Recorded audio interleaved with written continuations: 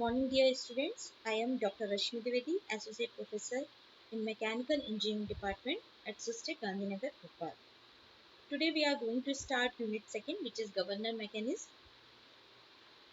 In this unit we will cover following topics like what is the definition of governor, classification of governor, gravity control governor, spring control centrifugal governor, governor effort and power, characteristics of governor, controlling force and stability of spring control governor, and insensitiveness of the governor. So first point is definition of governor.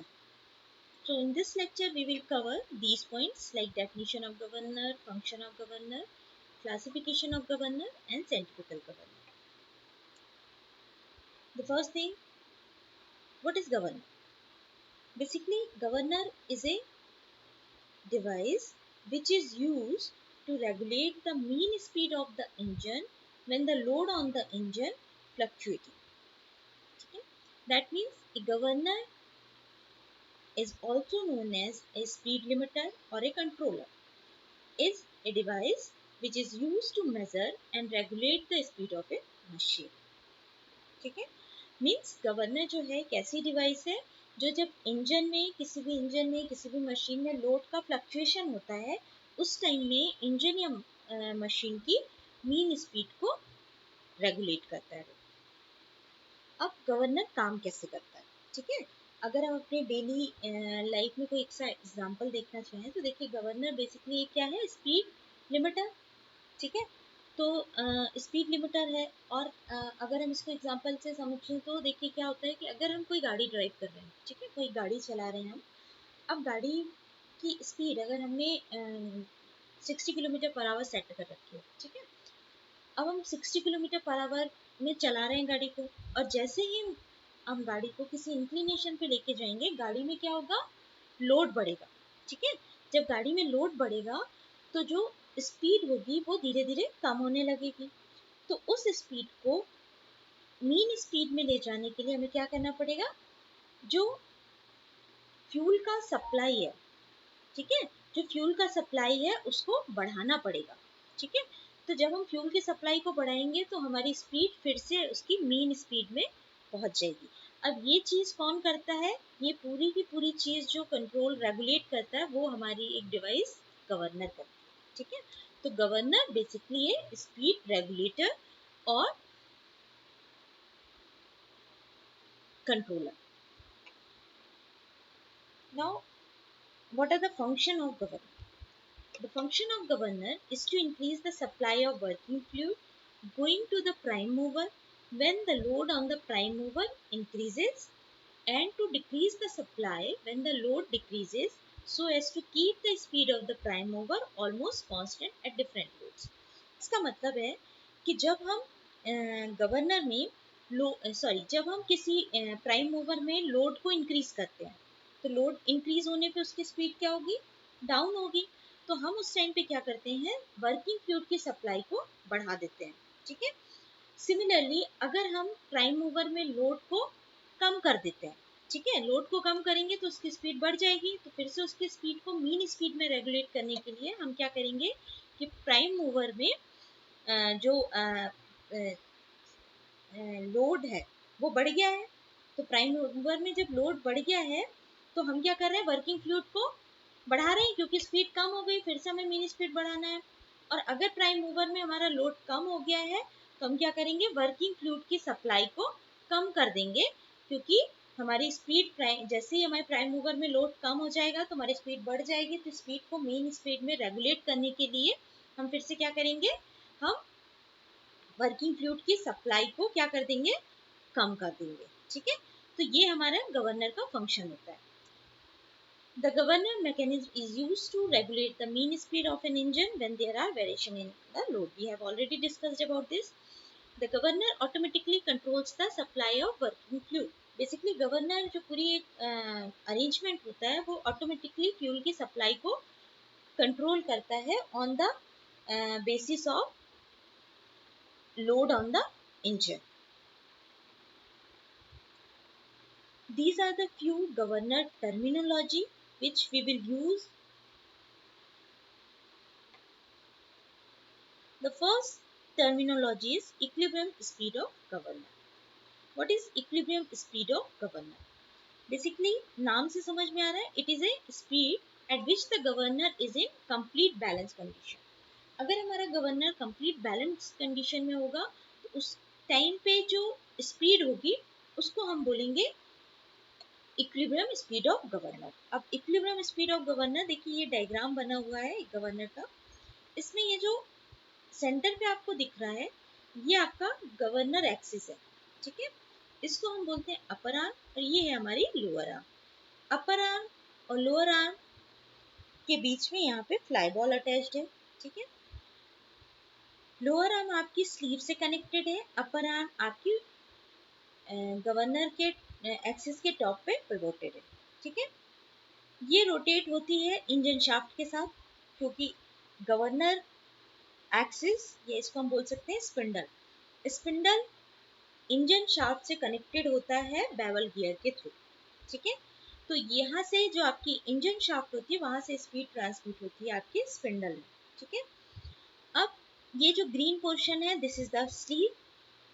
तो sleeve जो है वो आपके spindle में up and down move करेगी, ठीक है.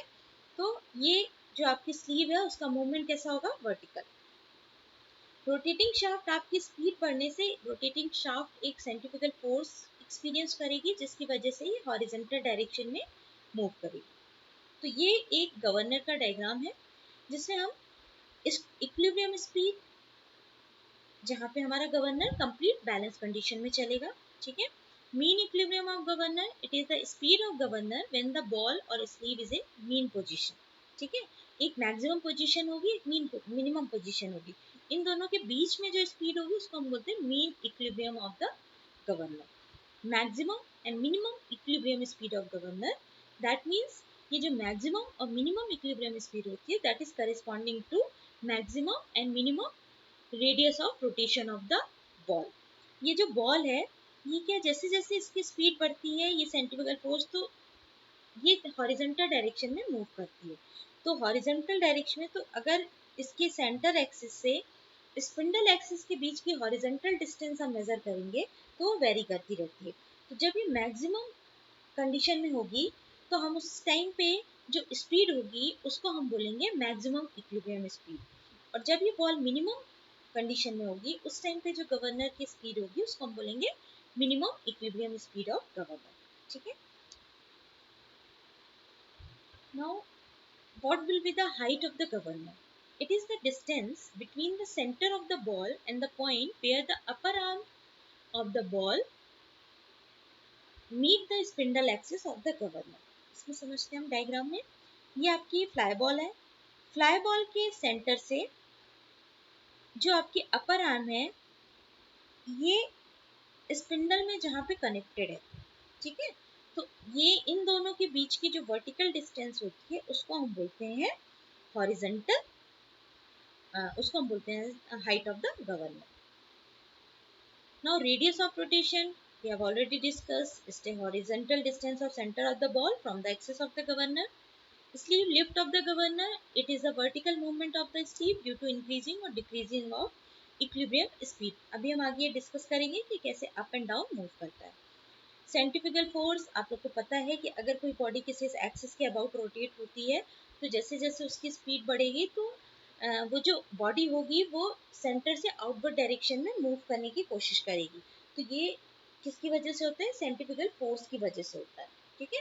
तो बॉडी एक फोर्स एक्सपीरियंस करती है जो आउटवर्ड डायरेक्शन में होता है जिसे हम बोलते हैं centrifugal force. Similarly controlling force क्या होता है, equal and opposite force to the centrifugal force to keep the governor in equilibrium. मतलब जब सेंट्रीफ्यूगल फोर्स लगेगा तो वो बॉडी को आउटवर्ड डायरेक्शन में खींचेगा, तो सेम टाइम पे इक्वल एंड अपोजिट जो इनवर्ड डायरेक्शन में फोर्स लगेगा जो इक्विलिब्रियम कंडीशन मेंटेन करने के लिए लगेगा उसको हम बोलते हैं controlling force. It is also known as centripetal force. Now come to the classification of governors.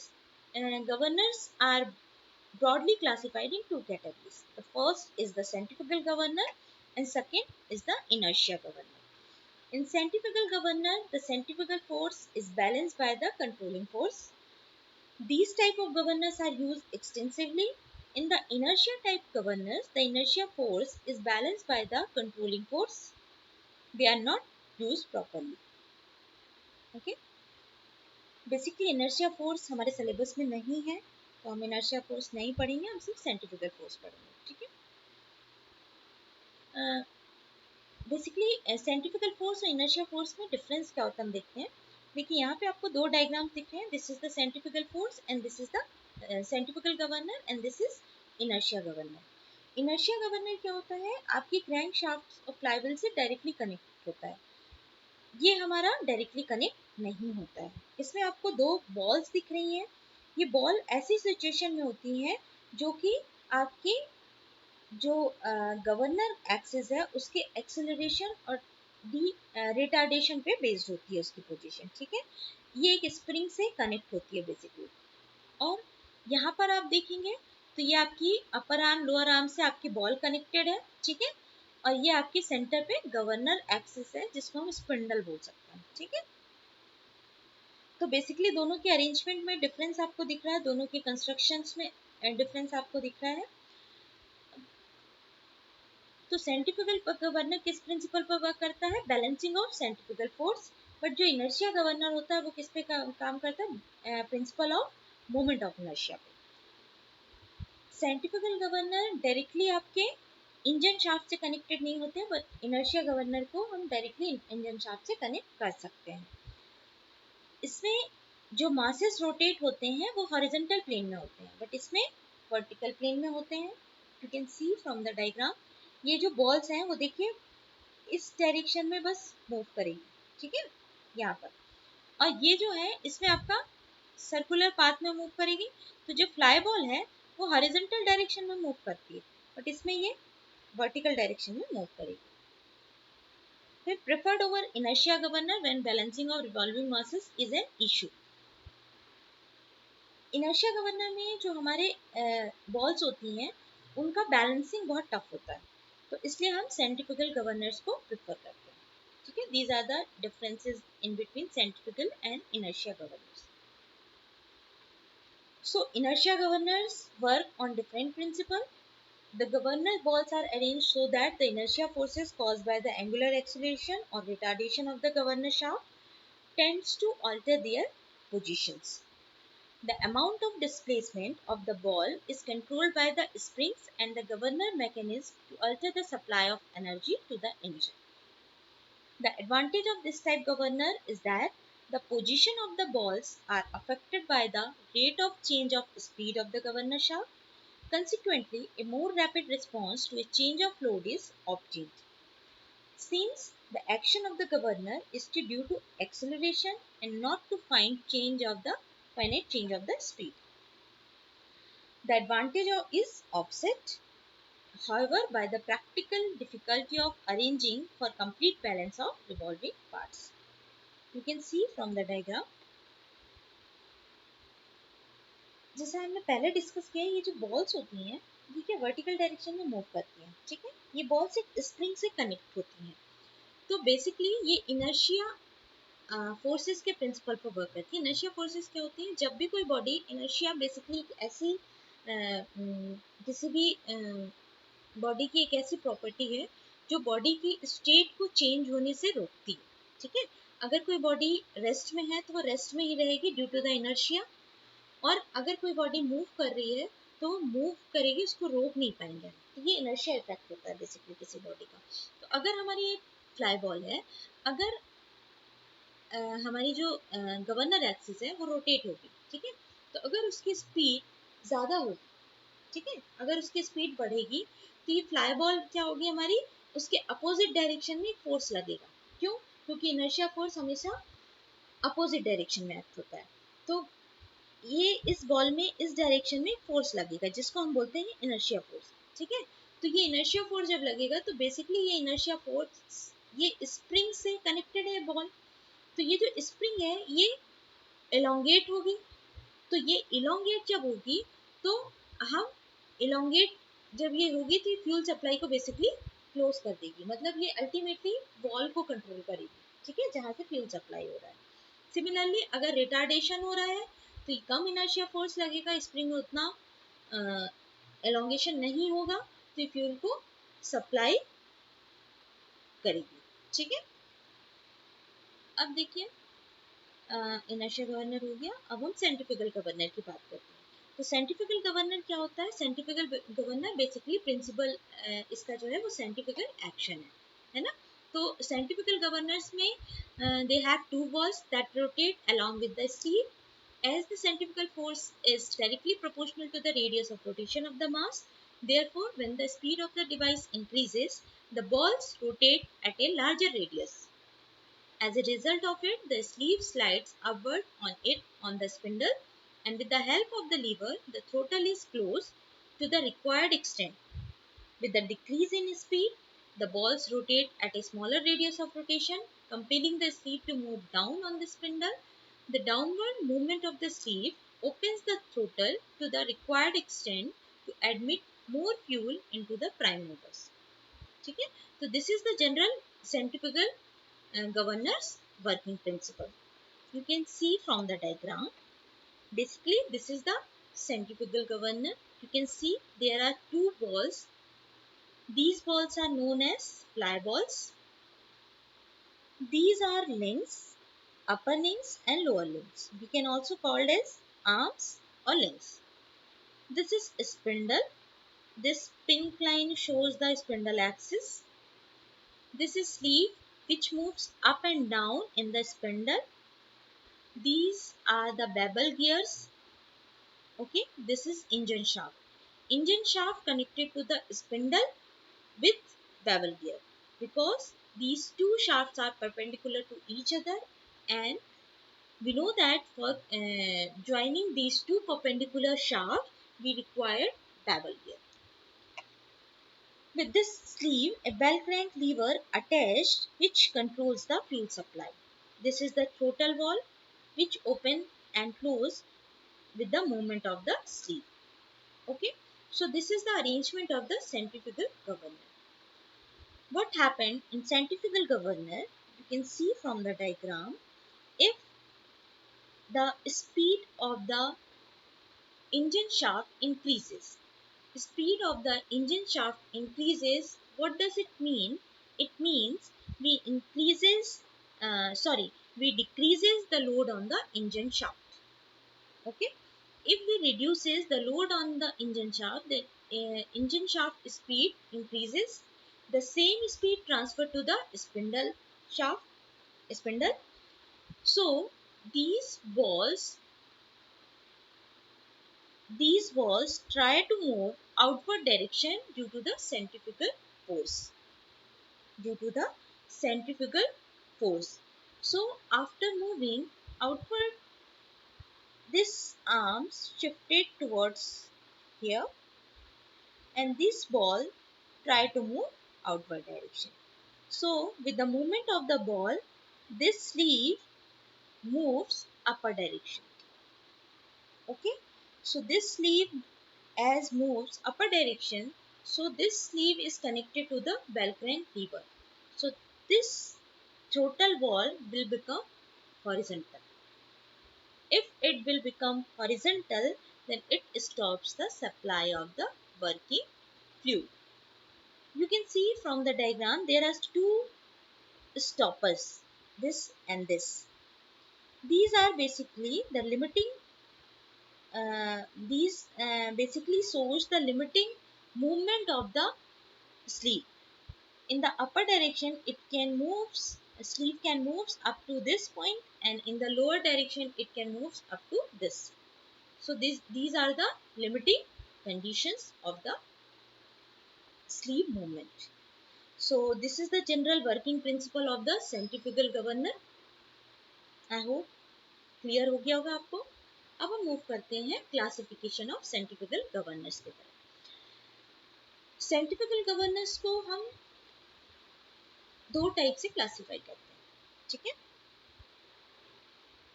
Loaded type governor, ठीक है, और पेंडुलम टाइप गवर्नर। तो पेंडुलम टाइप गवर्नर में व्हाट गवर्नर आता है इसकी कैटेगरी में? लोडेड टाइप गवर्नर को फर्दर क्लासिफाई किया है dead weight governors and spring loaded governor. Dead weight governors further classified in two categories, which is Porter and Crowell governor. Spring-loaded governors are further classified in 4 categories. These are Hartnell governor, Hurton governor, Wilson-Hartnell governor and Pickering governor. ठीक है? One by one we will learn about these governors.